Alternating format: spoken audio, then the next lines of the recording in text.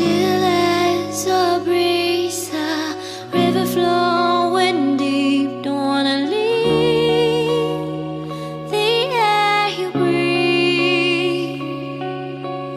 Living mirrors dreams when I think of you and me. Don't wanna leave the world you see, and I will hold you down if love is still alive.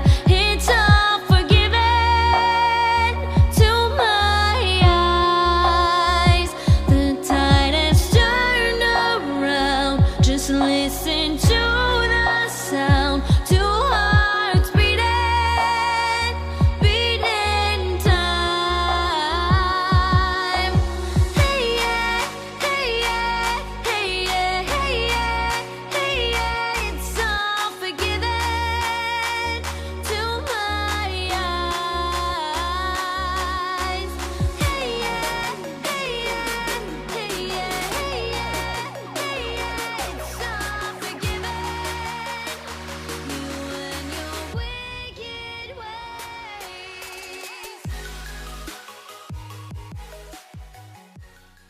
Learning the, sometimes, painful steps to becoming a man begin during childhood, particularly at school age. I was shy and uncomfortable when I was in early teenage at school. At somewhere about 12 years old, I started to really notice girls, but I was too scared to speak to them. A school disco was a few weeks in the horizon. Usually in these events, the girls danced with each other while the boys sat on the sidelines, except for a couple who had grown up a bit earlier than most of us. The school doesn't exist anymore. The last time I saw it was in the early 2000s. I drove up the street to show a girlfriend my old school. It was a derelict and a group of Pakistani kids threw stones at our car as we passed by. Tyseley was always a rough area, but I can see it's gone even further downhill today. But I was lucky at school. My small group were not bullies, but not saps either. The toughest kid was Alan Good, that even at 13 years old had kicked a bully from year 11 in the mouth in the middle of a music lesson of all places. The bully was Stanley Ravage, a perfect name for him. Barely anyone dared to enter the toilets during the day because it was the domain of Ravage and his crew, Taff Brown, who I once saw bring an iron bar to a school fight, and Fred, who had the coolest gear, two tones, riders, and shaggy blonde hair. And they would be waiting. And so it meant walking through a gauntlet of kicks, trips and punches to reach a urinal.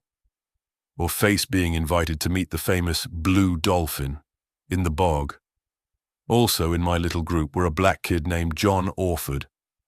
Tough but no bully, and Tarsim Pama, a big Indian lad who was obsessed with music. I wasn't an outsider, but I wasn't the bravest or coolest kid. But I adored a girl named Diana Rudge.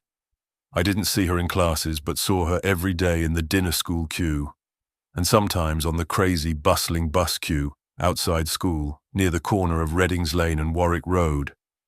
I got off the number 44 at the Dolphin Pub, today a crappy-looking food place, to catch the number 90 or 91 back home. Today, none of the shops between Tyseley all the way back along the Stratford Road have British names. In the late 60s and early 70s, parents gave their kids money every Monday morning to buy dinner tickets to hand in at the canteen every day. There was a great black market in selling tickets, especially after someone found a huge cache of tickets somewhere. So, all students had to wait in two lines outside the closed door of the canteen before being let in to eat. What happened one day was almost an initiation for me. I was so shy of anything but girls in particular that it was crippling. But every day I saw Diana Rudge, I knew I had to act. I built up the courage, but the dam burst in the most public of places, in the dinner queue. I was in year 8 and I realized that Diana was in year 10. I walked across the gap between us that seemed like a mile in age, confidence, sexuality, and being a man.